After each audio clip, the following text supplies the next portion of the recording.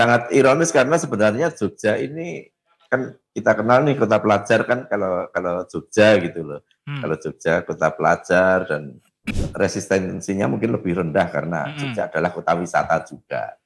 Kota wisata juga. Tapi kenapa ini mudah? Nah, itu yang menjadi keresahan masyarakat karena kalau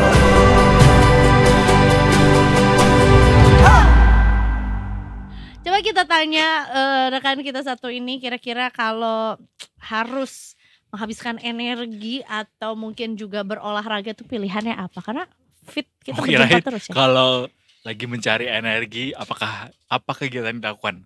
Apakah minum energen? Minum energen atau minuman berkhasiat?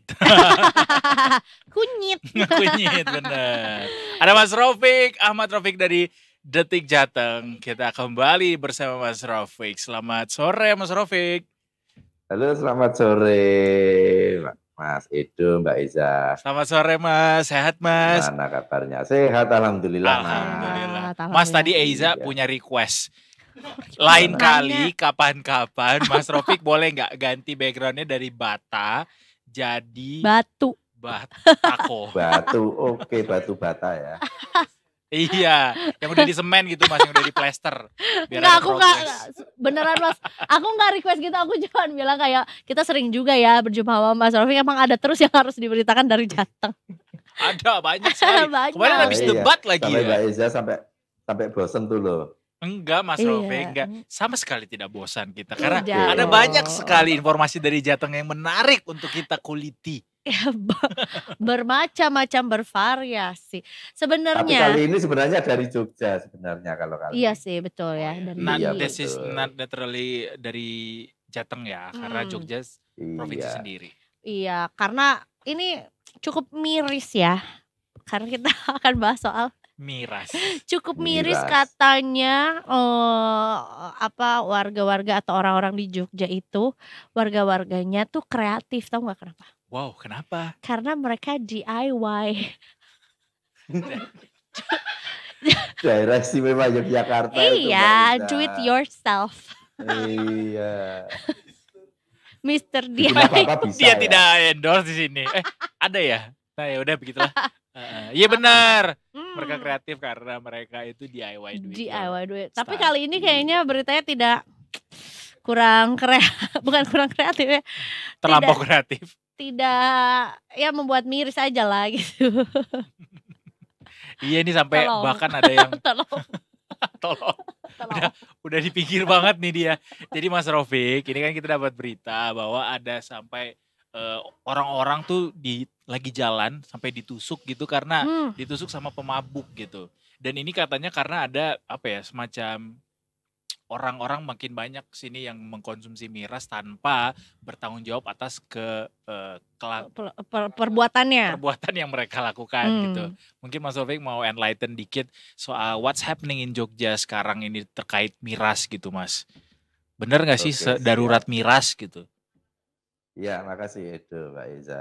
Jadi memang di Jogja itu selama mungkin 1-2 tahun terakhir itu memang marak berdiri ini gerai-gerai yang menjual minuman keras. Baik mungkin dari bir, anggur, semacam itu. Dan sangat ironis karena sebenarnya Jogja ini kan kita kenal nih kota pelajar kan kalau Jogja gitu loh. Kalau Jogja kota pelajar dan basis dakwahnya Muhammadiyah juga gitu. Tapi kenapa mungkin 2 tahun terakhir ini banyak gerai-gerai dan ini memang benar-benar terbuka terang-terangan mereka jualan miras gitu bisa diminum di tempat dan dalam perkembangannya mereka juga ternyata juga bisa take away bahkan bisa layanan antar gitu kan. Jadi memang minuman keras ini menjadi sangat mudah diakses oleh masyarakat dari semua golongan semacam itu. Dan Mas Raufik, sorry. memang, kalau dalam perdanya sendiri diperbolehkan nggak untuk menjual minuman keras secara terbuka seperti itu? Iya, jadi kalau dari peraturan daerah memang dimungkinkan untuk menjual minuman beralkohol itu memang sangat dimungkinkan, tapi di situ biasanya ada pembatasan semacam itu. Hmm. Nah, ternyata kalau di kasus yang 2 tahun terakhir ini kita temukan bahwa beberapa gerai itu akses izinnya di one submission OSS itu. Jadi langsung ke pusat, secara online sehingga barangkali kurang memperhatikan kondisi sosiologis daerah semacam itu sehingga saat ini menjamur ada gerai minuman keras di dekat sekolahan, gerai minuman keras di dekat masjid semacam itu. Nah ini sebenarnya keresahan masyarakat itu sudah cukup lama, beberapa waktu yang lalu sudah semacam desakan-desakan ke pemerintah untuk mengatur keberadaan gerai-gerai minuman keras ini biar bisa dilakukan, tapi sepertinya pemerintah daerah dan pihak kepolisian juga agak kerepotan juga karena ini berizin gitu guys, secara legalitas mereka berizin semacam itu. Tapi pada akhirnya kemarin ada semacam pemicunya ketika ada beberapa santri Krapyak itu kebetulan Ponpes Krapyak itu salah satu ponpes yang cukup besar dan legendaris di Jogja. Itu beberapa santri sedang jajan sate ayam gitu kan. Sate ayam, kemudian di dekatnya itu ada gerai minuman keras semacam itu, ada beberapa orang yang keluar dari gerai minuman keras itu tiba-tiba menghajar para santri itu sampai ada yang ditusuk gitu kan. Sehingga itu memicu masyarakat sudah tak terbendung lagi pada akhirnya, terutama saudara-saudara dari Banser, karena salah satu santri ini kebetulan juga Banser juga kan. Akhirnya mereka ribuan orang sempat menggeruduk ke Polda DIY. Mereka menggeruduk, bukan demo gitu, bukan, tapi mereka justru istighosah. Oh gitu. Untuk ya berdoa agar miras ini bisa ini dari Jogja dan kemudian mereka kemarin hari Minggu kemarin kembali melakukan apel akbar Banser di ponpesnya Gus Muwafiq di Minggir Sleman. Mereka memberikan semacam ultimatum kepada pemerintah maupun aparat keamanan. Jadi saat ini kita masih amar ma'ruf gitu, tapi kalau memang kira-kira pemerintah tidak bisa mengatasi, mereka akan mengambil tindakan yang mungkin lebih tegas. Begitu. Ini kalau dilihat lagi tragedi penusukan ini juga bahwa dikatakan pelakunya atau ya pelaku yang bergerombol yang sedang mabuk-mabukan ini jumlah orangnya banyak sekali ya, sampai 25 orang ya Mas ya? Iya betul, jadi memang itu sekelompok orang yang sebenarnya punya masalah dengan orang lain gitu. Punya masalah dengan orang lain, tapi ya gara-gara pengaruh minuman keras mereka ketemunya dengan kelompok para santri ini ya mereka akhirnya ya namanya juga orang lagi mabuk kan kayak gitu. Dan jadi ya yang menjadi keresahan masyarakat itu sebenarnya kan Jogja itu kejahatan jalannya itu kan ngeri banget. Iya ngeri betul. Banget. Jadi ngeri sampai sekarang dengan pemerintah maupun aparat kepolisian belum bisa menyelesaikan masalah klitih. Klitih ini kan khas banget di Jogja. Kalau di daerah lain yang namanya orang bacok itu kan pasti ada motifnya. Iya. Ada motifnya, mereka saling tantang, sesama geng. Kalau klitih ini benar-benar iseng. Orang keluar jalan malam iseng bacok orang gitu. Jadi memang khas, dan ini belum bisa, kekerasan semacam ini masih menjadi perhatian warga Jogja, menjadikan Jogja itu kalau malam terkadang di tempat-tempat tertentu itu menjadi daerah yang nggak aman sama sekali. Tapi dengan kondisi seperti itu, kenapa miras izinnya dipermudah semacam itu? Gerai-gerai bisa banyak berdiri di dekat-dekat kampus, dekat-dekat perumahan, dekat-dekat ponpes bahkan. Nah itu yang menjadi kegelisahan masyarakat sebenarnya itu kalau aparat bisa menangani ekses dampak yang bisa ditimbulkan dari minuman keras ini sebenarnya mungkin agak lebih ini ya lebih resistensinya mungkin lebih rendah karena Jogja adalah kota wisata juga. Tapi kenapa ini mudah?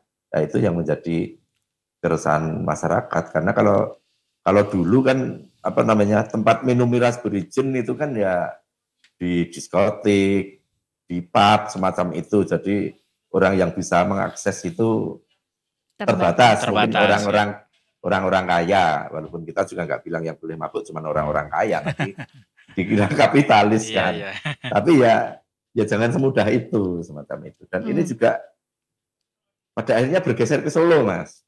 Solo juga gelombang protes ini menular ke Solo yang kota sangat dekat sama-sama kota peninggalan Mataram kan gitu.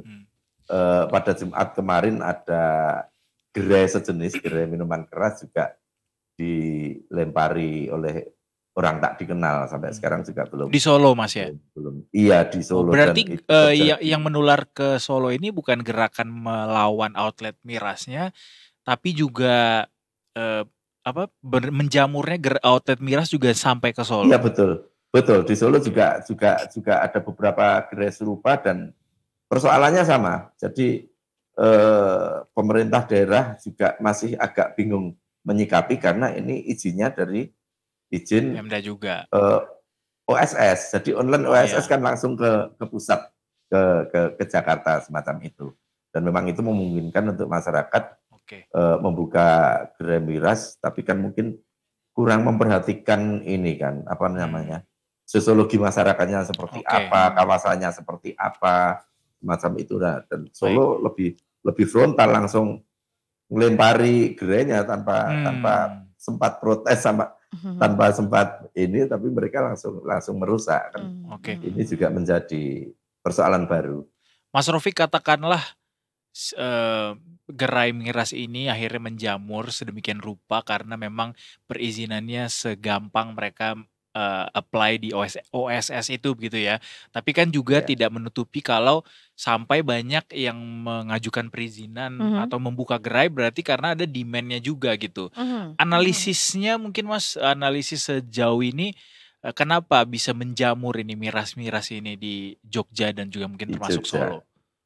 Ya yang jelas Jogja itu isinya anak-anak muda semua Mas. Jadi memang karena Jogja itu memang kota pelajar gitu kan, banyak kampus di situ, banyak orang-orang ya usia 18 sampai 25 tahun di situ yang kayak kita gini lah ya Mas ya.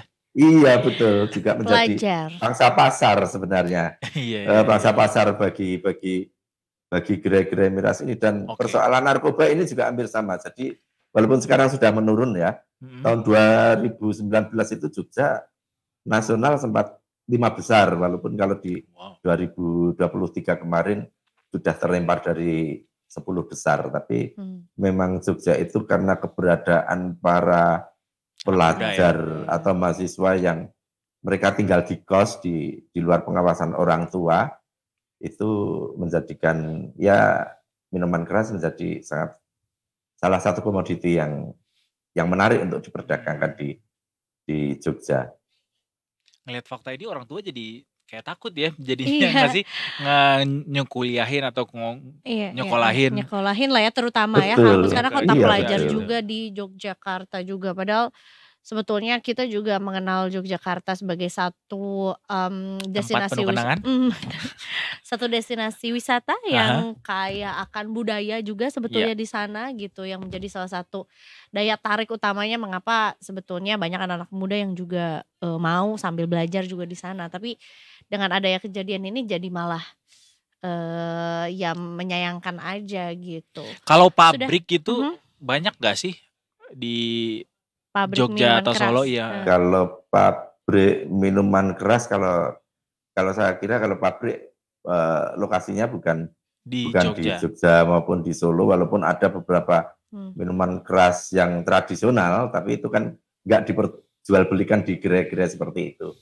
Kayak ciu di Solo atau di Bekonang itu kan memang produksinya cukup masif. Kalau di Jogja ada Lapen gitu. Tapi kalau yang di gerai-gerai itu memang minuman keras bikinan pabrik yang memang bercukai.